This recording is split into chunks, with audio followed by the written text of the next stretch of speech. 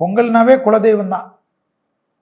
குலதெய்வ வழிபாடு பண்ணுறது, சூரியனை வழிபாடு பண்ணுறது, பெரியவர்களை வழிபாடு செய்வது, பெற்றோர்களை வணங்குவது, மூதாதையர்களுக்கு மரியாதை கொடுப்பது, அன்னதானம் செய்வது, பசுமாடுகளுக்கு உணவளிப்பது. பொங்கல் வச்சேன்னா மாட்டு பொங்கலுக்கு தான் நம்ம உணவு கொடுக்கணும்னு நினைக்காதீங்க.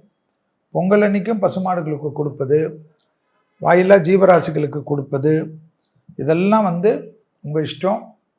அதே போல் அனாத ஆசிரமங்களுக்கு உணவு கொடுப்பது, அவங்களும் சந்தோஷமாக அன்றைக்கி கொண்டாடுவதற்கு உங்களால் முடிந்த கைங்கரியம் செய்வது, பக்கத்தில் இருக்கக்கூடிய கோயிலில் நடைபெறக்கூடிய அன்னதானத்திற்கு அரிசி, பருப்பு, மிளகு, சீரகம், மிளகாலாம் வாங்கி கொடுக்கலாம். காஞ்ச மிளகாலாம் வாங்கி கொடுத்தா டிஸ்ட்ரி போய்டும். காஞ்ச மிளகா போய் தேய்ச்சிட்டு வரோம்ல, எதுக்கு? எதிரிகள் தொந்தரவு, நமக்கு யாராவது ஏதாவது செய்வினை வைத்தாலும் போகும்னு நம்புகிறோம்ல. அதனால் அந்த போல் காஞ்ச மிளகா வாங்கி கொடுத்தாலும் அது தாளிக்கிறதுக்கு எல்லாத்திற்கும் காரம் வேணும்ல.